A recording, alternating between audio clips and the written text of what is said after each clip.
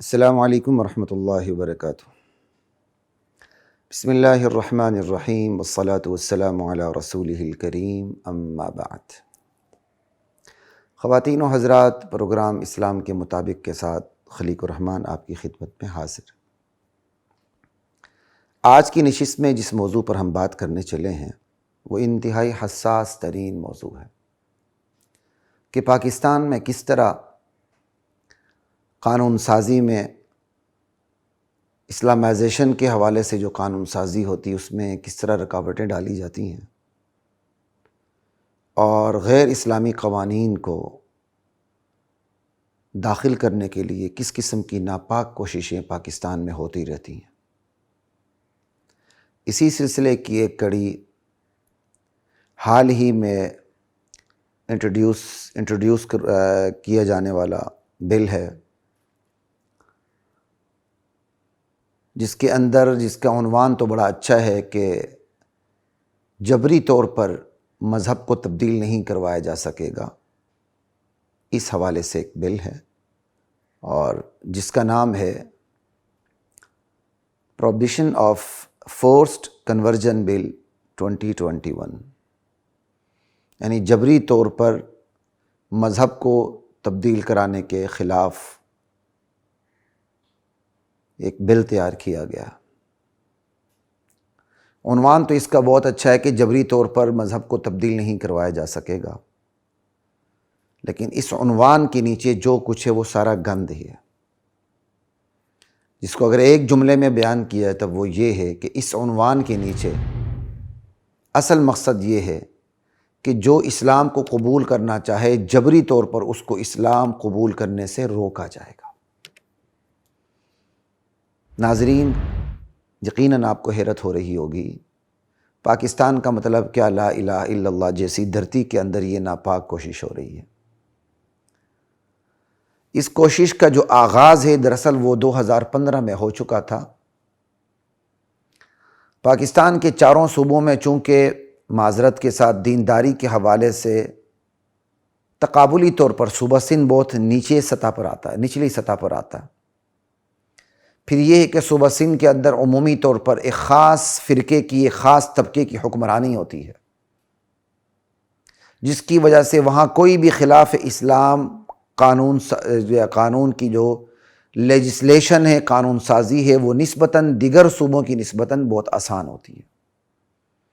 تو میری دانش میں صوبہ سندھ کو چنا ہی اس لیے جاتا ہے اسلام کے خلاف لیجسلیشن کے لیے کہ وہاں بہرحال آسانی ہوتی ہے، لیکن الحمدللہ وہاں بھی وہ جتنا سوچتے ہیں سازشی عناصر کی اتنی آسانی ہوگی اتنی ممکن نہیں ہوتی۔ اللہ کا شکر ہے، یہی بل جو اب قومی اسمبلی کے ذریعے قانون بنانے کی کوشش ہو رہی ہے، دراصل اس بل کی تاریخ یہ ہے کہ 2015 میں کوششیں شروع ہوئی تھیں صوبہ سندھ میں، اور 2016 میں باقاعدہ صوبائی اسمبلی سے اس قانون کو پاس کروایا گیا تھا۔ صرف گورنر سندھ کے دستخط باقی تھے، انہوں نے 100 دن کے اندر اس پر دستخط نہیں کیے۔ ایک کیا کہتے ہیں، علماء کی جو ایک گفتگو تھی، گفت و شنید تھی، معاملات تھے حکمران طبقے کے ساتھ، وہ نتیجہ خیز ثابت ہوئے۔ گورنر سندھ نے دستخط نہیں کیے، لہذا قانون جو صوبائی اسمبلی سے پاس ہو چکا تھا وہ بے اثر ہو گیا گورنر سندھ کے دستخط نہ ہونے کی وجہ سے۔ لیکن حیرانی کی بات یہ ہے کہ سازشی عناصر آرام سے نہیں بیٹھتے، وہی بل زیادہ کڑی شرائط کے ساتھ قومی اسمبلی میں لایا گیا۔ قومی اسمبلی میں حکومتی اراکین نے، حکومت نے باقاعدہ اسلامی نظریاتی کونسل کے اراکین کے ساتھ اور کچھ علماء کے ساتھ ان کے ہمراہ اجلاس بھی کیا ہے، جس میں اس قانون کے حوالے سے لابنگ کی ہے، جبکہ رد عمل میں علماء نے اس قانون کی شدید مخالفت کی ہے۔ یہ تو تھی اس بل کی ایک تاریخ، اور اس بل کی اس وقت حالیہ پوزیشن، جو حکومت لابنگ پوزیشن میں ہے، وہ لابنگ کر رہی ہے۔ اور اس بل کے شروع میں یہ بات لکھی ہوئی ہے یہ بل لایا کیوں گیا؟ یہ بل انٹروڈیوس کیوں کروایا گیا؟ دراصل بین الاقوامی اداروں کی ضرورت اور ان کے تقاضوں کی وجہ سے یہ بل لایا گیا۔ سیدھی سی بات ہے، اگر اس کا آسان سا مطلب نکالا جائے تو وہ یہ ہے کہ عالمی طاقتوں نے ڈنڈا دیا ہوا ہے، ڈنڈے کی زور پر وہ یہ لیجسلیشن چاہتے ہیں۔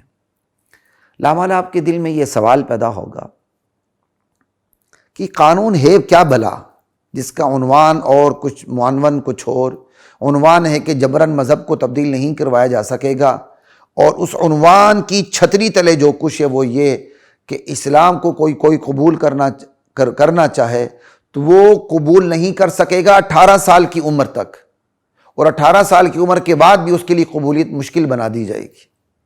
یہ میں نے آپ کو خلاصہ بتا دیا۔ تو آتے ہیں بل کے مندرجات کی طرف کہ بل کے اندر چیزیں کیا ہیں۔ پہلی چیز یہ ہے کہ کوئی بھی غیر مسلم جو اسلام کو قبول کرنا چاہے، یہ میں اس بل کا حاصل خلاصہ آپ کے سامنے رکھ لوں، کوئی بھی غیر مسلم جو اسلام کو قبول کرنا چاہے وہ 18 سال کی عمر تک اسلام کو قبول ہی نہیں کر سکتا۔ پاکستان کا کوئی غیر مسلم شہری 18 سال کی عمر تک اسلام کو قبول نہیں کر سکے گا۔ اگر یہ بل قانون بن جائے تو، یہ لعنتی بل قانون بن جائے تو، لیکن انشاءاللہ نہیں بن سکتا۔ کوششیں تو جاری ہیں، اسی لیے اس پر بات ہو رہی ہے۔ لا الہ الا اللہ۔ ایک سوال یہ کہ اگر 18 سال کی سے کم عمر، 18 سال کی قید کیوں رکھی گئی ہے؟ اس لیے کہ پاکستان کے قانون کے مطابق بندہ 18 سال میں بالغ ہوتا۔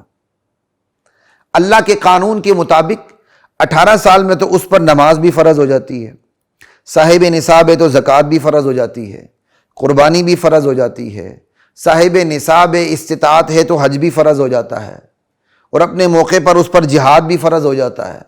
اس تمام اسلامی احکامات کی فرضیت اس کے اوپر دھیرے دھیرے آ جاتی ہے، لیگل اوبلیگیشن آ جاتی ہے، لیکن پاکستانی قانون کے مطابق وہ نابالغ ہے۔ ایک الگ دکھتی داستان ہے، چونکہ پاکستانی قانون کے مطابق بندہ 18 سال کی عمر میں بالغ ہوتا ہے، چاہے اس وقت تک اس کے 4 بچے بھی کیوں نہ ہو جائیں۔ اسلامی قانون کے مطابق تو 18 سال کی عمر تک اس کے 4 بچے بھی ہو سکتے ہیں بھائی۔ لا الہ الا اللہ۔ چونکہ 18 سال کی عمر تک پاکستانی قانون میں وہ نابالغ تصور ہوتا ہے، لہٰذا 18 سال کی عمر تک کوئی غیر مسلم اسلام کو قبول نہیں کر سکے گا۔ اور اگر سوال یہ پیدا ہوتا ہے کہ کوئی غیر مسلم اگر 18 سال کی عمر کو پہنچنے سے پہلے اسلام کو قبول کر لیتا ہے تو اس کی قانونی حیثیت کیا ہوگی؟ تو ماشاءاللہ یہ قانون کہتا ہے کہ 18 سال سے پہلے کوئی اسلام کو قبول کرے، اس کا قبول کرنا نہ کرنا سمجھا جائے گا، اس کے قبول کرنے کو تسلیم نہیں کیا جائے گا، اس کے اس دعوے کی کوئی حیثیت نہیں ہوگی۔ انا للہ و انا الیہ راجعون۔ اندازہ کر لیں۔ اور جب اس کی عمر 18 سال ہو جائے، اب وہ اسلام کو قبول کرنا چاہے تو اس کو ایک عدد درخواست دینی ہوگی متعلقہ سیشن جج کو۔ متعلقہ سیشن جج جہاں وہ رہتا ہے، جہاں اس کا کاروبار وغیرہ، ٹھیک ہے، وہ متعلقہ سیشن جج کو درخواست دے گا، جو 7 دن کے اندر فیصلہ کرے گا کہ اس پر کوئی ناجائز دباؤ تو نہیں ڈالا گیا۔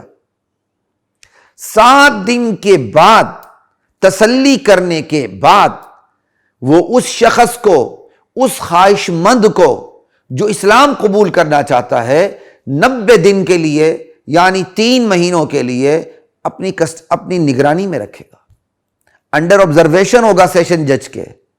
اس 90 دنوں کے اندر اسے کیا کہتے ہیں، مذہب کا مطالعہ کروایا جائے گا، اور 90 دنوں کے بعد اس سے پوچھا جائے گا کیا اب تم اسلام قبول کرتے ہو؟ اگر وہ انکار کر دے تو پھر قانون حرکت میں آئے گا۔ جس نے اس سے اسلام قبول کروانے کی کوشش کی تھی ان کے خلاف مقدمہ دائر ہوگا، اور ایسے مبلغین کو، ایسے اسلام کی طرف دعوت دینے والے داعیان حق کو 5 سے 10 سال قید کی سزا ہو سکے گی۔ انا للہ و انا الیہ راجعون۔ 5 سے 10 سال قید کی سزا ہو سکے گی، اور جو اس میں سہولت کار ہوں گے ان کو 3 سے 5 سال قید کی سزا ہو سکے گی، اور جو مبلغین ہیں انہیں 2 لاکھ تک کا جرمانہ ہو سکے گا، جو سہولت کار ہیں ان پر 1 لاکھ کا جرمانہ ہو سکے گا۔ انا للہ و انا الیہ راجعون۔